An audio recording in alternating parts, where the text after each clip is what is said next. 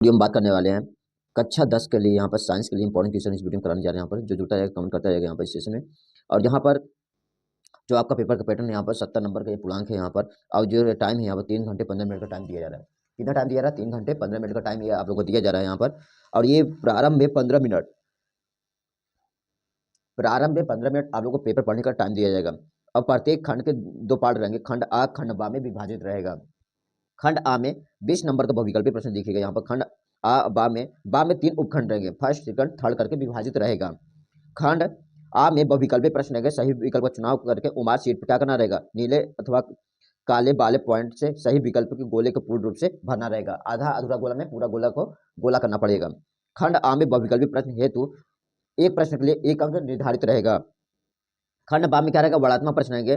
प्रत्येक प्रश्न के सम्मुख उसके निर्धारित अंक शामिल रहेंगे। और खंड बा में प्रत्येक उपखंड सभी एक साथ करना आवश्यक रहेगा और सभी प्रश्न करना क्या रहेगा? अनिवार्य रहेगा। ये कुछ दिशा निर्देश दिए, इसको पालन करना है यहाँ पर। उसके बाद आप लोगों को प्रश्न को हल करना है। खंड आ के बहुविकल्पीय प्रश्न है। उपखंड फर्स्ट की बात करते हैं यहाँ पर। उपखंड फर्स्ट की खंड आ में बहुविकल्पीय प्रश्न यहाँ पर चलते हैं। पेपर हल करते हैं 17 नंबर का बोर्ड एग्जाम में पेपर कैसे हल करते हैं आज इस वीडियो में पूरी डिटेल में आप लोग देखने वाले हैं। यहाँ पर आज का हमारा फर्स्ट क्वेश्चन यहाँ पर इस सेशन का, रासायनिक क्रिया के दौरान द्रव्यमान के संरक्षण का नियम किसने दिया था? यहाँ पर द्रव्यमान संरक्षण का नियम किसने दिया? 4 ऑप्शन यहाँ पर, न्यूटन, डाल्टन, लेवाइजर, मेंडेलीव। 4 ऑप्शन दिए। यहाँ से आप सभी को राइट आंसर बताना है। इस क्वेश्चन का जो राइट आंसर हो गया यहाँ पर लेवाइजर। ऑप्शन नंबर सी इस क्वेश्चन का राइट आंसर हो गया यहाँ पर। अगला क्वेश्चन की बात करते हैं यहाँ पर, कौन सा अम्ल भोजन में पाया जाता है? हाइड्रोक्लोरिक अम्ल, लैक्टिक अम्ल, एस्टिक अम्ल, टार्टेरिक अम्ल। कौन सा अम्ल भोजन में पाया जाता है? यहाँ पर इस क्वेश्चन का जो राइट आंसर हो गया यहाँ पर टार्टेरिक अम्ल। Option number D correct answer हो गया यहाँ पर। जो आंसर सही रहेगा वो मार्कशीट पे फिल करना होगा यहाँ पर। अगले क्वेश्चन की बात करते हैं यहाँ पर, विद्युत का सबसे अच्छा सुचालक कौन सा है? विद्युत का सबसे अच्छा सुचालक कौन सा है? यहाँ पर तांबा, लोहा, सिल्वर, एल्युमिनियम। यहाँ पर इस क्वेश्चन जो राइट आंसर हो गया यहाँ पर सिल्वर, इसका राइट आंसर हो गया यहाँ पर। विद्युत का सबसे अच्छा सुचालक कौन सा? यहाँ पर option number C correct answer हो गया यहाँ पर सिल्वर।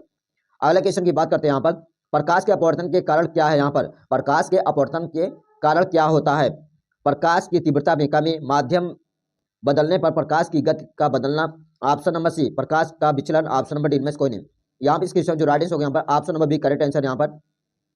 माध्यम बदलने पर प्रकाश की गति का बदलना, इस क्वेश्चन का राइट आंसर यहाँ पर। अगले क्वेश्चन की बात करते हैं यहाँ पर, जैव विविधता सबसे अधिक कहाँ पाई जाती है? जैव विविधता सबसे अधिक कहाँ पाई जाती है? ऑप्शन नंबर यहाँ पर रेगिस्तान है। ऑप्शन बी यहाँ पर उष्णकटिबंधीय वर्षा वन है। ऑप्शन नंबर सी यहाँ पर ध्रुवीय क्षेत्र है। ऑप्शन नंबर सी महासागर यहाँ पर। यहाँ 4 ऑप्शन देंगे, यहाँ से राइट आंसर हो गया यहाँ पर option number B correct answer यहाँ पर उष्णकटिबंधीय वर्षा वन, इस क्वेश्चन का राइट आंसर यहाँ पर। ध्वनि की चाल अधिकतम किस माध्यम में होती है? ध्वनि की चाल अधिकतम किस माध्यम में होती है? ठोस, द्रव, गैस, निर्वात। ध्वनि की चाल अधिकतम किस माध्यम में होती है? यहाँ पर इस क्वेश्चन का राइट आंसर यहाँ पर ठोस। ऑप्शन नंबर ए इस क्वेश्चन का राइट आंसर ठोस, इस क्वेश्चन का राइट आंसर यहाँ पर। अगला क्वेश्चन यहाँ पर, पत्तियों का हरा रंग किसके कारण होता है? पत्तियों का हरा रंग किसके कारण होता है? यहाँ पर क्लोरोफिल, कैरोटीन, लाइकोपीन, जेंथोफिल। पत्तियों का हरा रंग किसके कारण होता है? यहाँ पर इस क्वेश्चन का राइट आंसर बताना। यहाँ पर ऑप्शन नंबर फर्स्ट इसका राइट आंसर होगा क्लोरोफिल, इस क्वेश्चन का राइट आंसर यहाँ पर option number A correct answer यहाँ पर। अगले क्वेश्चन की बात करते हैं यहाँ पर, गैल्वेनोमीटर का उपयोग किसे मापने के लिए होता है? गैल्वेनोमीटर का उपयोग किसे मापने के लिए होता है? वोल्टेज, करंट, प्रतिरोध, शक्ति। यहाँ पे इस क्वेश्चन का जो राइट आंसर यहाँ पर करंट, इस क्वेश्चन का राइट आंसर यहाँ पर option number B correct answer यहाँ पर। विद्युत चुम्बकीय बनाने के लिए किस धातु का उपयोग किया जाता है? विद्युत चुम्बक बनाने के लिए किस धातु का उपयोग किया जाता है? तांबा, लोहा, एल्युमिनियम, चांदी। यहाँ पे इस क्वेश्चन जो राइट आंसर हो जाएगा यहाँ पर option number B correct answer यहाँ पर लोहा, इस क्वेश्चन का राइट आंसर यहाँ पर। अगले क्वेश्चन की बात करते हैं यहाँ पर, कौन सी ग्रीन हाउस प्रभाव के लिए मुख्यतः जिम्मेदार है? Nitrogen, oxygen, carbon dioxide, helium. कौन सी गैस ग्रीन हाउस गैस प्रभाव के लिए मुख्यतः जिम्मेदार है? यहाँ पर option number C correct answer यहाँ पर carbon dioxide. Option number C right answer यहाँ पर। अगले क्वेश्चन की बात करते हैं यहाँ पर, वायुमंडल में सबसे अधिक गैस कौन सी है? Oxygen, nitrogen, carbon dioxide, argon. वायुमंडल में सबसे अधिक कौन सी गैस पाई जाती है? यहाँ पर nitrogen. Option number B correct answer यहाँ पर। अगले क्वेश्चन की बात करते हैं यहाँ पर, पाचन तंत्र का मुख्य एंजाइम कौन सा है? Amylase, pepsin, trypsin, lipase. यहाँ पे इस क्वेश्चन जो राइट आंसर यहाँ pepsin, option number B correct answer यहाँ पर। अगला क्वेश्चन यहाँ पर, डीएनए की खोज किसने की थी? यहाँ पर वाटसन, क्रिक, मेंडलीव, चार्ल्स डार्विन, न्यूटन। यहाँ पे इस क्वेश्चन जो राइट आंसर हो गया यहाँ पर वाटसन और क्रिक, इस क्वेश्चन का right answer option number A correct answer यहाँ पर। अगले क्वेश्चन की बात करते हैं, मोटर का सिद्धांत क्या है? विद्युत मोटर का सिद्धांत सिद्धांत क्या है? चुंबकीय बल, विद्युत चुंबकीय प्रेरण, लेंस का नियम, न्यूटन का गति का तीसरा नियम। यहाँ पे इस क्वेश्चन जो राइट आंसर हो जाएगा यहाँ पर ऑप्शन नंबर बी विद्युत चुंबकत्व प्रेरण, option number B correct answer यहाँ पर। कौन सा जीव निषेचन के लिए पानी पर निर्भर करता है? जलीय जीव, थैलोफाइटा, बायोफाइटा, फन। यहाँ पे इस क्वेश्चन का जो राइट आंसर यहाँ पर bryophyta, option number C correct answer यहाँ पर। अगला हमारा क्वेश्चन यहाँ पर, हमारे शरीर में रक्त का लाल रंग किसकी उपस्थिति के कारण होता है? हीमोग्लोबिन, आयरन, प्लाज्मा, श्वेत रक्त कणिकाएं। यहाँ पर option number A correct answer होगा। हमारे शरीर में लाल रक्त किसकी उपस्थिति के कारण होता है? हीमोग्लोबिन के कारण जो ब्लड होता है लाल होता है। अगला क्वेश्चन यहाँ पर, विद्युत परिपथ में फ्यूज का उपयोग क्यों किया जाता है? अधिक वोल्टेज से बचने के लिए, शॉर्ट सर्किट से बचने के लिए, विद्युत धारा को कम करने के लिए, किसी भी कारण से नहीं। यहाँ पे इस क्वेश्चन जो राइट हो जाएगा शॉर्ट सर्किट से बचने के लिए, ऑप्शन बी करेक्ट आंसर होगा यहाँ पर। जल चक्र में वाष्पीकरण का मुख्य स्रोत क्या है? यहाँ पर जल चक्र में वाष्पीकरण का मुख्य स्रोत क्या है? यहाँ पर महासागर, नदियां, झीलें, पेड़ पौधे। यहाँ पे इस क्वेश्चन जो राइट हो जाएगा महासागर, इस क्वेश्चन का राइट आंसर यहाँ पर। अगला क्वेश्चन यहाँ पर, किस ग्रह को लाल ग्रह कहा जाता है? पृथ्वी, मंगल, बृहस्पति, शुक्र। किस ग्रह को लाल ग्रह कहा जाता है? यहाँ पर इस क्वेश्चन जो राइट आंसर मंगल, इस क्वेश्चन का राइट आंसर यहाँ पर। अगला क्वेश्चन यहाँ पर, रसोई गैस मुख्य घटक क्या है? Ethane, propane, butane, methane. रसोई गैस का मुख्य घटक क्या है? यहाँ पर ब्यूटेन, इस क्वेश्चन का राइट आंसर यहाँ पर। ब्यूटेन, इस क्वेश्चन का राइट आंसर। अगला हमारा क्वेश्चन वर्णात्मक प्रश्न यहाँ पर बाखंड करने, इस क्वेश्चन को हल करना। यहाँ पर विद्युत अपघटन क्या है? ये प्रश्न है यहाँ पर, ये जो प्रश्न है यहाँ पर 2 नंबर क्वेश्चन है यहाँ पर, विद्युत अपघटन क्या है? यहाँ पर इसके उपयोगों को समझाइए। ये प्रश्न है हमारा, अब इसको हल देखते हैं यहाँ पर। विद्युत अपघटन वह प्रक्रिया है जिसमें किसी विद्युत चालक द्रव्य के जल या विलयन में विद्युत धारा प्रवाहित करने पर रासायनिक परिवर्तन होता है। इस प्रक्रिया में पदार्थ का घटक आयन अलग हो जाते हैं। इसका उपयोग देख लेते हैं यहाँ पर। धातुओं का शुद्धिकरण में विद्युत अपघटन का उपयोग धातुओं जैसे तांबा तथा एल्युमिनियम को शुद्ध करने में किया जाता है। सेकंड क्वेश्चन की बात करते हैं यहाँ पर, धातुओं का निष्कर्षण विद्युत अपघटन द्वारा सक्रिय धातुओं जैसे सोडियम और कैल्शियम का निष्कर्षण किया जाता है। विद्युत चढ़ाना यह प्रक्रिया धातु की सतह पर किसी अन्य धातु की परत को चढ़ाने में उपयोगी होता है।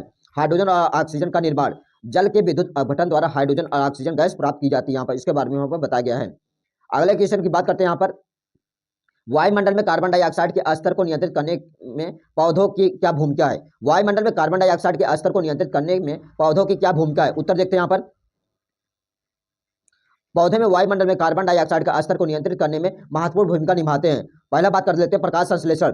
प्रकाश संश्लेषण में क्या यहाँ पर पौधों के प्रकाश की उपस्थिति में वायुमंडल कार्बन डाइऑक्साइड को अवशोषित करते हैं, इसे ग्लूकोज में परिवर्तित करते हैं। यहाँ पर दूसरे पॉइंट बात करते हैं ऑक्सीजन का उत्सर्जन।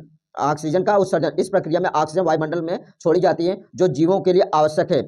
कार्बन स्टोरेज, पौधे वातावरण से ली गई कार्बन डाइऑक्साइड को बायोमास जैसे लकड़ी पत्तियों के रूप में संग्रहित करते हैं। ग्रीन हाउस प्रभाव की कमी, पौधे कार्बन डाइऑक्साइड की मात्रा को कम करके ग्रीन हाउस प्रभाव को नियंत्रित करते हैं। यहाँ पर अगले क्वेश्चन में बात करते हैं यहाँ पर दर्पण और लेंस के बीच में 3 मुख्य अंतर बताइए।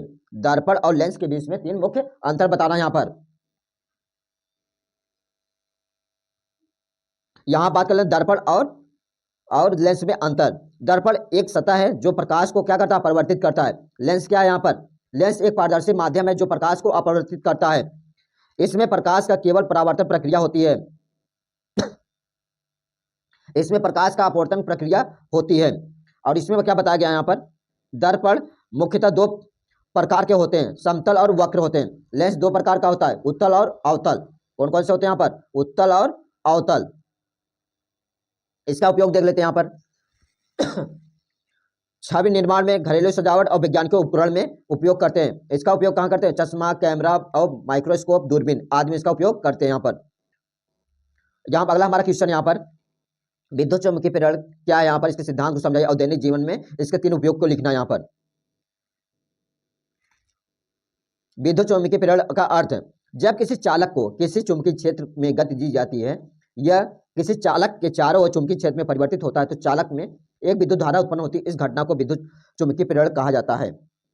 सिद्धांत क्या है? यहाँ पर विद्युत चुम्बकीय प्रेरण का सिद्धांत फेराडे के विद्युत चुम्बकीय प्रेरण के नियम पर आधारित होता है। पहला नियम क्या है? यहाँ पर किसी चालक के चारों ओर चुंबकीय क्षेत्र में परिवर्तन होता है जो चालक में प्रेरित धारा उत्पन्न करता है। यहाँ पर दूसरा नियम क्या है? यहाँ पर प्रेरित विद्युत वाहक बल का परिणाम चुंबकीय फ्लक्स के समय के अनुसार हुए परिवर्तन की दर क्या होता है? समानुपातिक होता है। यहाँ पर क्या बताया गया है? यहाँ पर E बराबर क्या है? d∅/dt है। यहाँ पर इसके बारे में यहाँ बताया गया है। जहाँ प्रेरित विद्युत वाहक बल है, ये चुंबकीय फ्लक्स का टी क्या समय यहाँ पर यहाँ उसके बारे में बताया गया है। अब दैनिक जीवन इसका उपयोग क्या है? यहाँ पर इसको देख लेते हैं। यहाँ पर विद्युत मोटर, विद्युत चुम्बकीय प्रेरण का उपयोग विद्युत ऊर्जा उत्पादन में किया जाता है। जनरेटर में विद्युत क्षेत्र, चुंबकीय क्षेत्र और चालक के सापेक्ष गति में धारा उत्पन्न होती है यहाँ पर, उसके बारे में यहाँ पर बताया गया है। ट्रांसफार्मर, ट्रांसफार्मर में वोल्टेज को बढ़ाने घटाने के लिए चुंबकीय प्रेरण का उपयोग किया जाता है। इंडक्शन कुकटॉप, खाना पकाने के लिए इंडक्शन स्टोव चुंबकीय प्रेरण का उपयोग होता है या विद्युत ऊर्जा में उष्मा में बदलता है यहाँ पर, उसके बारे में हमें बताया गया है। माइक्रोफोन या स्पीकर, ध्वनि को विद्युत संकेतों में बदलने के लिए चुंबकीय प्रेरण का उपयोग किया जाता है यहाँ पर। इसका निष्कर्ष देख लेते हैं यहाँ पर। विद्युत चुंबकीय प्रेरण आधुनिक तकनीकी एवं महत्वपूर्ण सिद्धांत है यहाँ पर। इसके अनुप्रयोग से ऊर्जा उत्पादन, परिवहन और घरेलू उपकरणों में क्रांति ला दी है यहाँ पर, उसके बारे में हमें बताया गया। खंड उपखंड 2 में देखते हैं यहाँ पर। उत्तल लेंस द्वारा बनने वाली छवि का आकार किस पर निर्भर करता है? वस्तु की स्थिति पर निर्भर करता है। अगले क्वेश्चन की बात करते हैं यहाँ पर। जैविक प्रक्रियाओं में ऊर्जा का मुख्य स्रोत क्या है? ग्लूकोज है। कौन सी धातु पानी के संपर्क में आने पर जल जाती है? सोडियम। किसी बल की इकाई क्या है? न्यूटन है। अगला हमारा क्वेश्चन यहाँ पर, पृथ्वी पर जीवन के लिए आवश्यक तत्व कौन सा? यहाँ पर जल है। अगला क्वेश्चन देखते हैं यहाँ पर। पर्यावरणीय प्रदूषण के प्रकारों का वर्णन कीजिए, उनके निवारण का उपाय बताइए। पर्यावरणीय प्रदूषण के प्रकार, पहले बात कर लेते हैं वायु प्रदूषण क्या है यहाँ पर। वायुमंडल में हानिकारक गैस जैसे carbon dioxide, carbon monoxide, sulphur dioxide और धूल के कणों से में वृद्धि से वायु प्रदूषण होता है। मुख्य कारण यहाँ पर वाहनों का धुआं, औद्योगिक उत्सर्जन और पराली जलना। यहाँ क्या बताया गया है? वायु प्रदूषण का मुख्य कारण यहाँ पर। जल प्रदूषण में क्या बताया गया यहाँ पर? जल प्रदूषण, जल स्रोत में हानिकारक रसायन, कचरा और मल मूत्र और समावेश जल प्रदूषण का कारण बनता है यहाँ पर। मुख्य कारण क्या है यहाँ पर? औद्योगिक कचरा, घरेलू अपशिष्ट और कृषि रसायनों का उपयोग, ये जल प्रदूषण के उदाहरण यहाँ पर। ध्वनि प्रदूषण में बात करते हैं यहाँ पर। अत्यधिक अनियंत्रित ध्वनि स्तर मानव और अन्य जीवों के लिए क्या हानिकारक होता है? मुख्य कारण क्या है? वाहनों का शोर और यहाँ पर लाउड स्पीकर और यहाँ पर औद्योगिक मशीनरी। मृदा प्रदूषण क्या है यहाँ पर? इसको देख लेते हैं यहाँ पर। मिट्टी में हानिकारक रसायनों और कचरे का प्रवेश, इसकी उपजाऊ शक्ति कम हो जाती है। मुख्य कारण प्लास्टिक, रासायनिक खाद और औद्योगिक कचरा, ये सब क्या है? उसके हानिकारक है यहाँ पर। निवारक उपाय क्या है यहाँ पर? वायु प्रदूषण, सार्वजनिक परिवहन का उपयोग करें और हरियाली बढ़ाएं। उद्योगों में प्रदूषण नियंत्रण उपकरण लगाएं, उसके बारे में वायु प्रदूषण बताया गया। जल प्रदूषण में क्या यहाँ पर? अपशिष्ट जल का उपचार करें, रसायनों का नियंत्रित उपयोग और जल स्रोतों की सफाई करें। ध्वनि प्रदूषण में क्या बताया गया यहाँ पर? उपाय में ध्वनि की सीमा का पालन करें, वाहनों और मशीनों का साइलेंसर का उपयोग करें। मृदा प्रदूषण में इसका देखते हैं यहाँ पर। प्लास्टिक का उपयोग कम करें और जैविक खाद का उपयोग बढ़ाएं और औद्योगिक कचरे का सही निपटने का सुनिश्चित करें। यहाँ पर निष्कर्ष में क्या बताया गया है यहाँ पर? प्रदूषण का नियंत्रण और पर्यावरण संरक्षण के लिए अनिवार्य यहाँ पर। इसके लिए सरकार, उद्योगों और नागरिकों को मिलकर प्रयास करने होंगे। यहाँ पर खंड 3 में बात करते हैं यहाँ पर। जीवन की उत्पत्ति के संबंध में चार्ल्स डार्विन का सिद्धांत क्या है? इसे समझाइए, इसके 2 मुख्य प्रमाण दीजिए। डार्विन सिद्धांत क्या है? उसको देख लेते हैं यहाँ पर। डार्विन सिद्धांत, चार्ल्स डार्विन ने अपनी पुस्तक on off the origin of species 1859 में जीवन की उत्पत्ति के विकास में प्राकृतिक चयन सिद्धांत प्रस्तुत किया। इसके मुख्य बिंदु निम्नलिखित यहाँ पर। अधिक जनन, इसके देख लेते हैं यहाँ पर। सभी जीव अधिक संख्या में संतान को जन्म देते हैं, लेकिन यहाँ पर्यावरण में सीमित संसाधनों के कारण ये सभी जीवित रह पाते हैं। यहाँ पर प्राकृतिक यहाँ पर विविधता, एक ही प्रजाति के जीवों में विभिन्न विशेषताएं पाई जाती हैं। यहाँ पर विविधता उनके अनुकूलन में मदद करती है। यहाँ पर अगले क्वेश्चन की बात करते हैं यहाँ पर। संघर्ष, जीवों के बीच भोजन, स्थान और संसाधनों के लिए संघर्ष होता है। यहाँ पर केवल वही जीवित रहते हैं जो परिस्थितियों के अनुसार अपने आप को ढाल लेते हैं। अगले पॉइंट बात करते हैं यहाँ पर। योग्यता और उत्तर जीविता, जो जीव पर्यावरण में अनुकूल होते हैं वे जीवित रहते हैं और अपनी विशेषताएं अगली पीढ़ी में स्थानांतरित करते हैं। यहाँ पर नई प्रजातियों का विकास, समय के साथ छोटे छोटे परिवर्तनों के कारण नई प्रजातियों का विकास होता है। यहाँ पर उसके बारे में बताया गया है। डार्विन सिद्धांत का मुख्य प्रमाण क्या है? यहाँ पर जीवाश्म, जीवाश्म यह दर्शाता है कि वर्तमान जीवों में संरचना उनके पूर्वजों से मिलती जुलती है। उदाहरण बात करते हैं, घोड़ों और मानव के विकास के परिमाण जीवाश्मों से मिलते हैं। यहाँ पर उसके बारे में बताया गया। यहाँ पर समरूप संरचना, यहाँ पर विभिन्न जीवों के अंगों की संरचना समान होती है यहाँ पर, जो उनके समान पूर्वजों और यहाँ पर संकेत करती है। यहाँ पर उदाहरण बात करते हैं, मानव, बिल्ली, चमगादड़, वेल और यहाँ पर गाली टांगों की संरचना, यहाँ पर उसके बारे में बताया गया। निष्कर्ष में बात कर लेते हैं यहाँ पर। चार्ल्स डार्विन प्रकृति चयन और सिद्धांत का विकासवाद को समझाने के लिए मजबूत आधार, यहाँ पर उसके बारे में हमें बताया गया। यहाँ पर अगला क्वेश्चन यहाँ पर। प्रकाश संश्लेषण की प्रक्रिया को समझाइए, इसके आवश्यक तत्वों का वर्णन कीजिए। प्रकाश संश्लेषण क्या है? वह प्रक्रिया है जिसके द्वारा हरे पौधे सूर्य की ऊर्जा का उपयोग करके जल और कार्बन डाइऑक्साइड, ग्लूकोज और ऑक्सीजन का निर्माण करते हैं। यह प्रक्रिया मुख्य रूप से पौधे हरे भाग जैसे पत्तियों में होती है यहाँ पर, जिसमें क्लोरोफिल नामक हरित लवण वर्ण शामिल होता है। यहाँ उसके बारे में बताया गया है। यहाँ पर प्रकाश संश्लेषण की प्रक्रिया, यहाँ पर प्रकाश अवशोषण, सूर्य की ऊर्जा पत्तियों में स्थित क्लोरोफिल द्वारा अवशोषित की जाती है। यहाँ पर जल अपघटन, जल H2O की उपस्थिति में क्लोरोफिल पानी अणुओं को तोड़ता है और यहाँ पर इसमें हाइड्रोजन को उत्सर्जन करता है। कार्बन डाइऑक्साइड का अवशोषण, वायुमंडल में कार्बन डाइऑक्साइड को पत्तियां अवशोषित करती हैं, उसके बारे में यहाँ पर बताया गया। यहाँ पर ग्लूकोज का निर्माण, इन दोनों पदार्थों का उपयोग करके पौधे सूर्य की ऊर्जा की सहायता से ग्लूकोज का निर्माण करते हैं। ऑक्सीजन का उत्सर्जन, इस प्रक्रिया में ऑक्सीजन का उत्सर्जन होता है हमें श्वास द्वारा ग्रहण करते हैं। यहाँ पर रिएक्शन दिया गया, उसको देख लीजिए। यहाँ पर अगला हमारा क्वेश्चन यहाँ पर, मनुष्य में रक्त संचार के बारे में बताइए और इसके मुख्य अंगों की भूमिका का निर्माण कीजिए। यहाँ उसके बारे में बताया गया। मनुष्य का रक्त संचार यहाँ पर शरीर के रक्त संचार करने के लिए जिम्मेदार होता है। यह तंत्र रक्त के शरीर के विभिन्न अंगों तक पहुंचाता है और यहाँ पर कोशिकाओं तक यहाँ पर ऑक्सीजन पोषक तत्वों तक पहुंचाता है, साथ में अपशिष्ट पदार्थों को बाहर निकालता है। उसके बारे में यहाँ पर बताया गया है। मुख्य अंग की बात करते हैं यहाँ पर, उनकी भूमिका। हृदय एक पंप के रूप में कार्य करता है जो रक्त धमनियों को पंप करता है और यह 4 कक्षों में विभाजित होता है, 2 आलिन और 2। यहाँ पर भूमिका की बात करते हैं, दाहिने आलिन से रक्त फेफड़े को तक भेजता है और बाएं आलिन से रक्त शरीर के विभिन्न हिस्सों तक पहुंचाता है। यहाँ पर उसके बारे में हमें बताया गया। धमनी क्या होता है, हम उसके बारे में देख लेते हैं। ये रक्त वाहिकाएं होती हैं जो हृदय से रक्त को शरीर के विभिन्न अंगों तक भागों तक ले जाती हैं।